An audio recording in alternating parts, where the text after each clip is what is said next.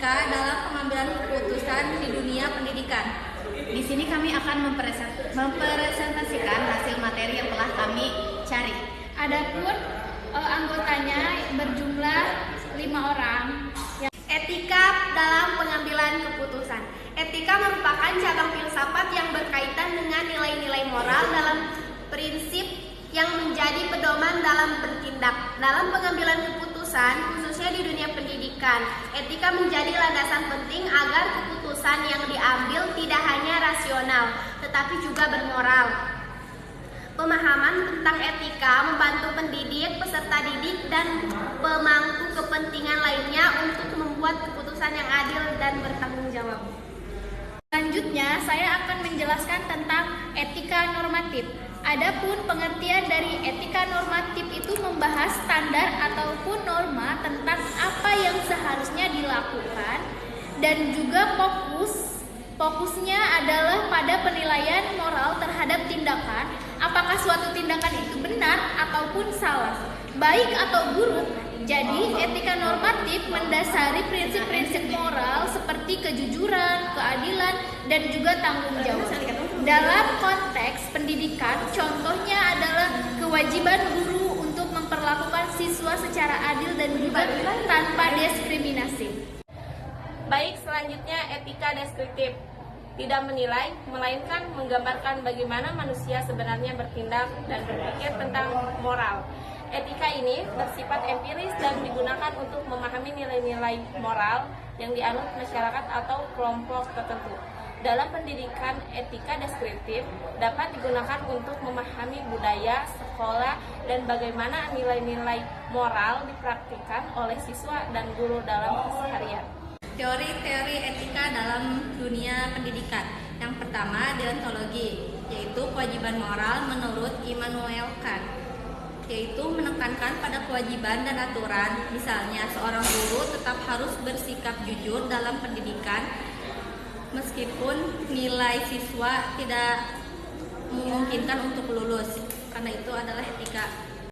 Yang kedua, konsekuensialis, yang ditekankan oleh Jeremy Bentham dan John Stuart Mill, fokus pada hasil terbaik bagi sebanyak kemungkinan orang yang ada di sana. Misalnya membuat kebijakan yang mendukung mayoritas siswa meskipun banyak pihak yang dirugikan. Yang ketiga, etika kebijakan menurut Virtue Ethic.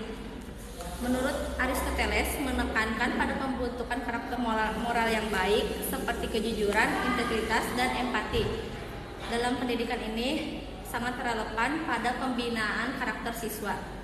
Studi kasusnya itu pemberian nilai tidak objektif.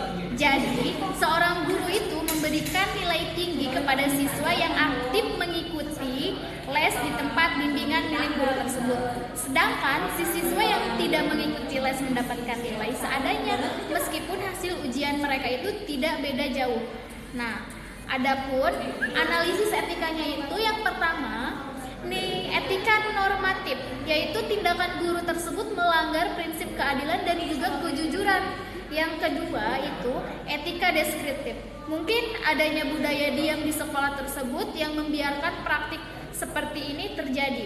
Yang ketiga itu ada teori etika, yang dimana teori etika ini dari sudut pandang deontologi ini tindakan tersebut salah karena melanggar prinsip kewajiban profesional. Baik, di sini saya akan menyampaikan tentang implementasi etika dalam pengambilan keputusan di dunia pendidikan. Ada 4. Yang pertama, transparansi.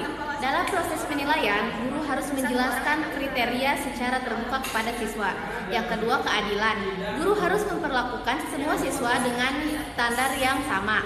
Yang ketiga, ada refleksi moral, yaitu guru dan pengambil keputusan di sekolah perlu melatih diri dan refleksi etis untuk memahami dampak dari setiap keputusan. Dan yang terakhir, kebijakan sekolah berbasis etika, yaitu sekolah perlu memiliki kode etik yang jelas di mekanisme penegakan yang adil.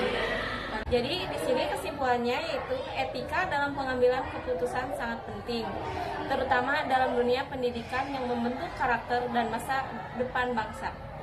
Dengan memahami dan menerapkan etika normatif, etika deskriptif, dan teori etika, keputusan yang diambil dan lebih bermoral bertanggung jawab, dan berkelanjutan.